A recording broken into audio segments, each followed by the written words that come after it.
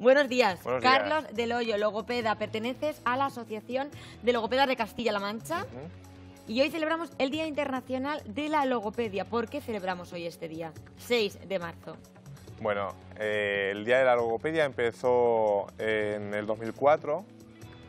Fue la CEPLOR, que es la Comisión Permanente de Logopedas a nivel europeo, la que creó este día.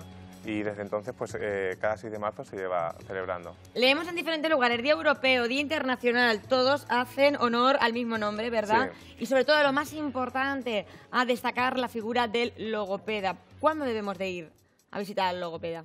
Bueno, siempre se suele recomendar que al logopeda se vaya cuando existe la más mínima duda de que algo no funciona bien. No solamente con la voz, que es lo que siempre, por lo que más nos conocen, sino con el desarrollo de los niños, por ejemplo, de nuestros hijos o en el colegio, con personas adultas, profesores con molestias en la voz, personas mayores que empiezan a fallar, la voz se empieza a perder a nivel de memoria. Trabajamos mucho dentro de todo lo que es, como sanitarios que somos, dentro de todos los síndromes y enfermedades a nivel degenerativo.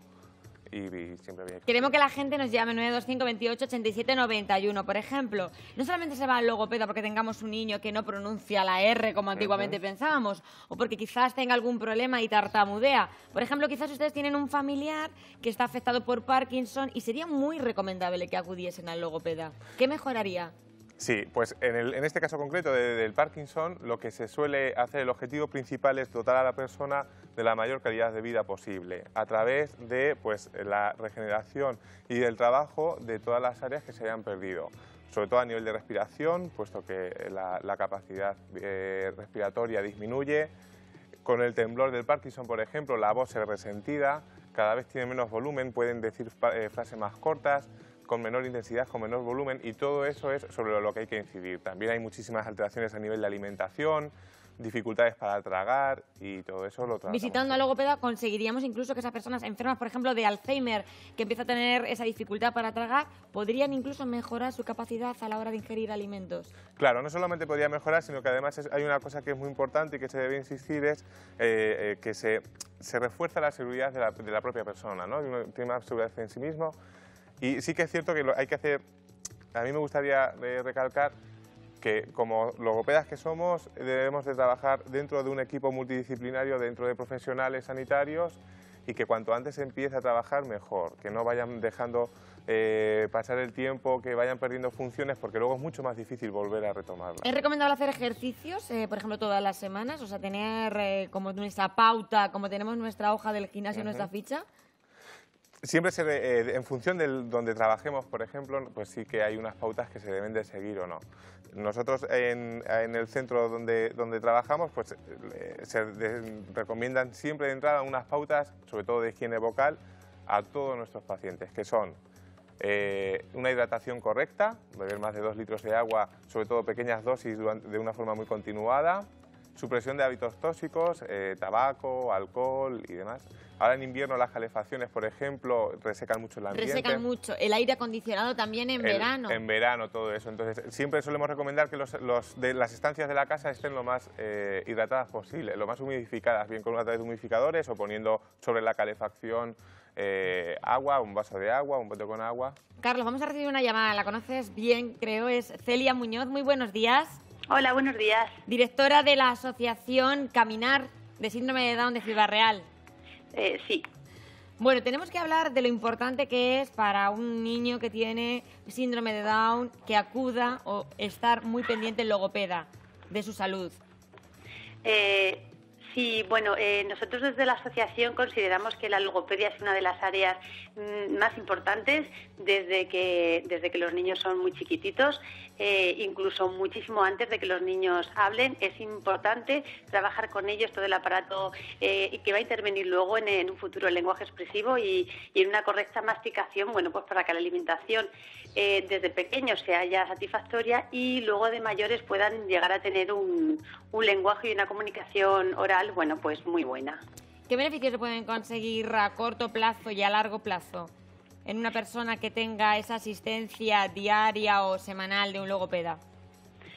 Bueno, normalmente los tratamientos, especialmente con niños con síndrome de Down, los resultados suelen ser a medio y largo plazo, pero de cualquier forma la intervención temprana es fundamental para trabajar todos los aparatos, todos los sistemas que luego van a intervenir en el lenguaje expresivo desde muy chiquititos, y para evitar problemas en la alimentación, que es uno de los aspectos que quizás se olvida un poco de la logopedia y que es fundamental en todos los niños, especialmente en estos. Hay que apoyarles mucho en todos, pues en la masticación, en la deglución, para luego evitar futuras enfermedades y para preservar su salud y mejorar su rendimiento luego a nivel expresivo. Pues muchísimas gracias, Celia Muñoz. Gracias a vosotros, un saludo. Que tengas un buen día.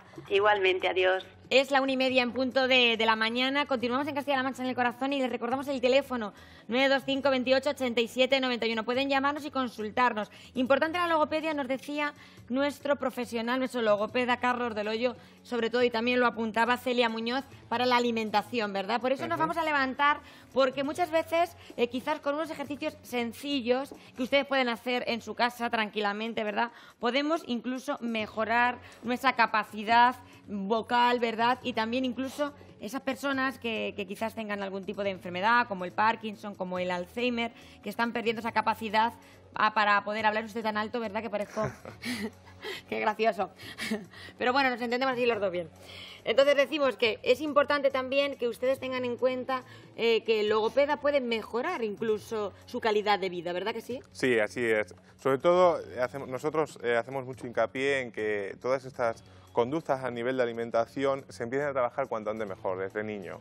Entonces... Yo veo que tienes en el suelo como una especie de... Me parece a mí la goma de un butano, pero no tiene nada que ver, ni mucho menos. ¿Esto para qué sirve? ¿Es del mismo color que mi vestido? Bueno, mira, hemos traído esto para trabajar sobre todo... Hola, Patricia. ¿Qué tal? Con gente adulta, gente ya de avanzada edad, que suele tener dificultades con la respiración, con el habla, con el volumen, para mantener esa intensidad. Nosotros trabajamos muchísimo lo que es la tonificación. Vamos a ver cómo se de trabajaría. la musculatura respiratoria. Entonces, bueno, pues en función del nivel en el que se encuentre la persona, pues los ejercicios van de una forma u otra. Entonces, lo primero que hacemos es tensionar lo que es toda la musculatura costal y laterales del cuello. Entonces, levantamos los brazos en L, Mira. cogemos aire, soltamos y relajamos, por ejemplo. Entonces, primeramente empezamos con la respiración, luego respiración Sonríe un poco, y Patricia, que parece que estás haciendo tanto esfuerzo que la gente va a decir, yo no lo hago en mi casa. Me vas a romper las cuerdas.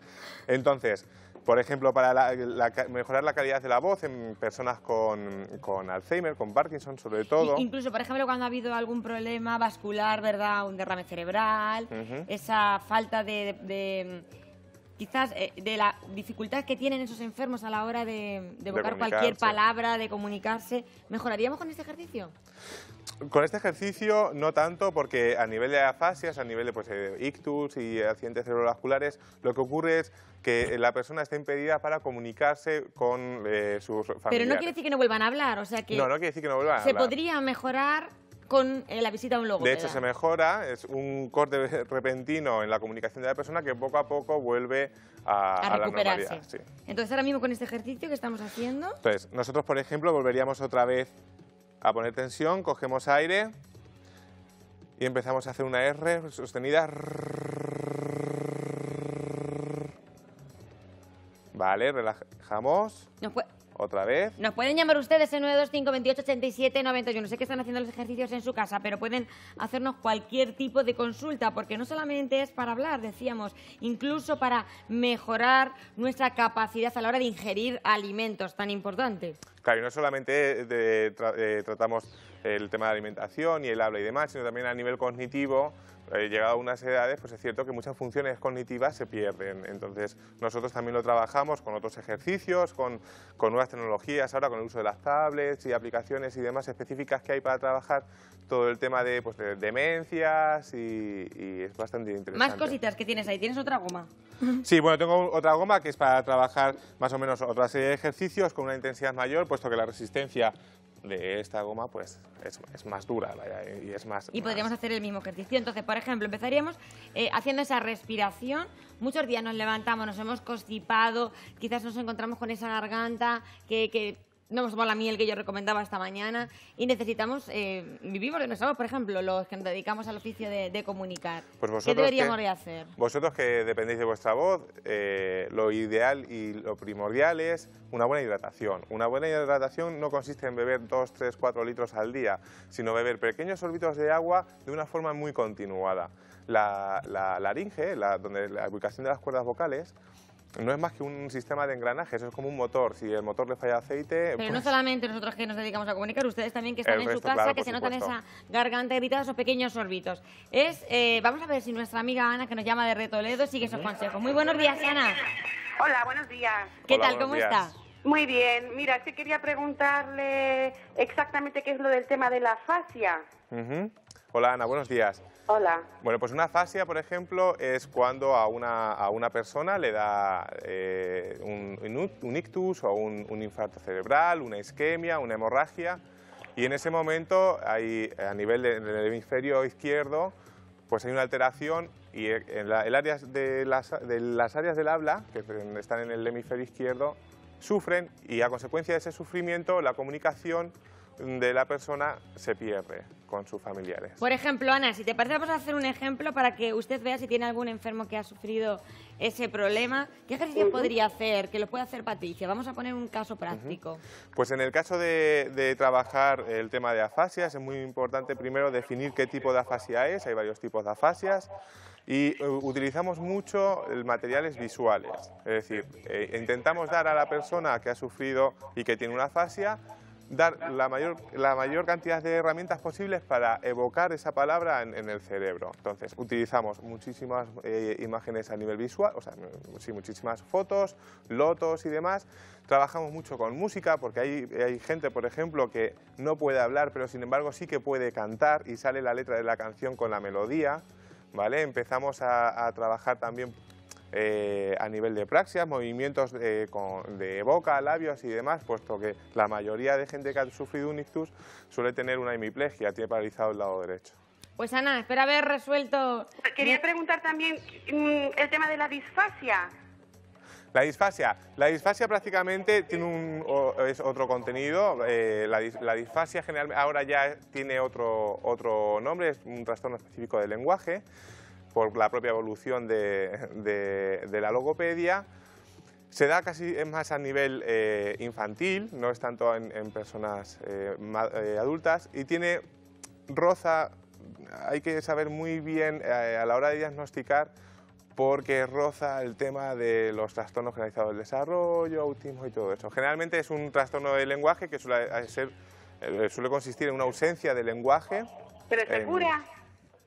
Sí, con tratamiento logopédico durante mucho tiempo. De hecho, es una de las características de la disfasia. Para ser claramente diagnosticada, debe de haber un mínimo tiempo de tratamiento logopédico, de intervención, con el fin y poco a poco se va solucionando, claro. Vale. Pues Muchísimas gracias, Ana. Gracias, Ana. Adiós. Hasta luego. También importante, acudimos al logopeda cuando aparecen esos nódulos en nuestra garganta. Que muchas veces ni sabemos que los tenemos. ¿Cuándo sabemos que tenemos nódulos en la garganta? ¿Cómo podemos notar o percibir que podemos tener un nódulo? Bueno, antes de que salga el nódulo en la cuerda vocal, suelen existir una serie de dificultades que nosotros vamos notando. Sensación de picor, escozor, cuerpo extraño a nivel laringio. Antes de operar esos nódulos, ¿se pueden evitar o se pueden eliminar acudiendo a un logopeda? Bueno, el nódulo, por regla general, no suele ser quirúrgico, suele ser ya el pólipo el que... Porque ya al final aparece el pólipo. Eso es. Entonces, suelen surgir porque hay un roce, hay una fricción excesiva de cuerda contra cuerda por una hipertonía que se llama, que es decir, la musculatura tanto de los hombros como del cuello está muy en tensión, y fruto de ese exceso de tensión, las cuerdas chocan y provocan que salga el nódulo. A mí me va a salir tortícolis hoy de mirarte tan alto. Vamos a recibir otra llamada. Serafín, muy buenos días. Buenos días. Buenos días. ¿Cuál es su consulta? Mira, mi consulta es que tengo un nieto que va a hacer 4 años y lo estamos llevando a Leopela, y entonces quisiera preguntarle, porque es que se atranca mucho. Ha habido veces que no se atrancaba tanto, pero ahora tiene rachas que, oiga, usted se atranca y para poder decirme una cosa, piensa mucho luego me la dice, pero ¿qué podría hacer? Hola, Serafín, buenos días. Buenos días. Bueno, hay que saber siempre que en torno a entre los 3 y los 4 años, los niños pueden pasar, no es al 100% de los casos, pero sí que hay niños que pueden pasar por unas fases que se atrancan, como usted dice, ¿no? Tienen bloqueos en el habla, tienen unas pequeñas disfluencias. Sí. Entonces, la cuestión es observar a ese niño, si son solamente por fases o porque coincide con que llegan las vacaciones de Navidad o las de verano o su cumpleaños o que vienen los Reyes. En ese tiempo previo a todos estos momentos sí que puede haber momentos en los que el niño se bloquee más. Sí. Ha habido veces que sí, que se ha bloqueado, lo hacía bien y eso, pero de momento se ha empezado a bloquear de una manera, lo llevamos todas las semanas, 2 veces en semana a un leopardo de estos para ver y había mejorado mucho, pero ahora se ha vuelto a quedar y como he visto el programa digo voy a preguntarle a usted. ¿Sigue en tratamiento actualmente? Sí, sigue, lo llevamos para ver si no es que no pronunciara, por ejemplo, la R, no es que se encasquilla, le cuesta mucho hasta que arranca, lo piensa y cuando ya lo piensa que él lo va a decir, te lo dice bien, pero que le cuesta. ¿Qué le cuesta arrancar al niño? Sí.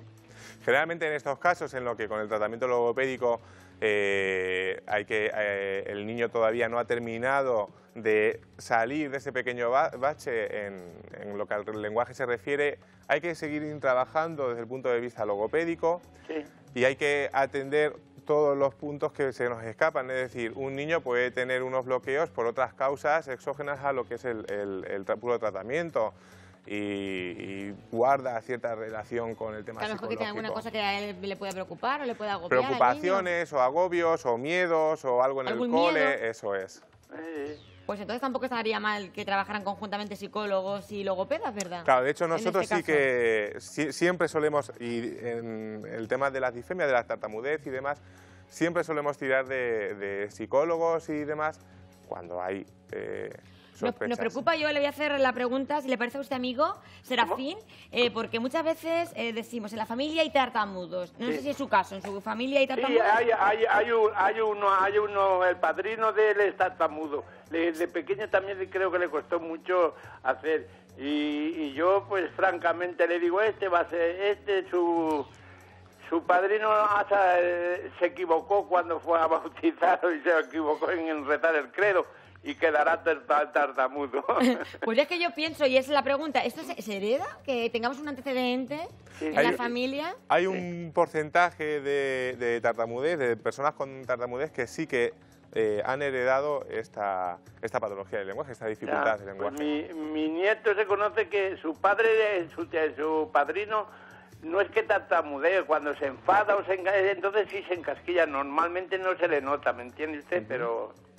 Y eso era la pregunta, nada más. Pues muchísimas gracias, Serafín. Vale, muchas gracias a ustedes. Un abrazo. Adiós. Un abrazo enorme. Adiós. Hablamos de factores genéticos que también se pueden corregir. No tenemos que asumir que mi abuelo era tartamudo, voy a tener un hijo tartamudo y que tartamude para toda su vida. Un tartamudo puede volver a hablar correctamente, ¿verdad?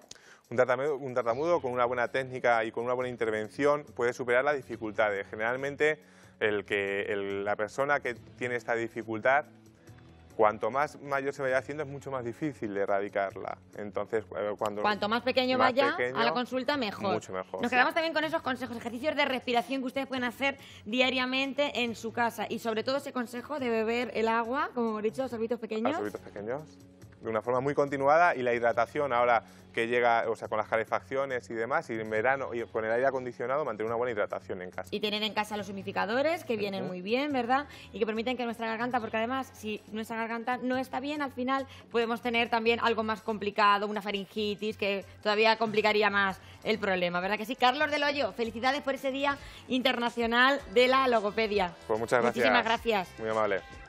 Patricia, fenomenal estás, ¿no?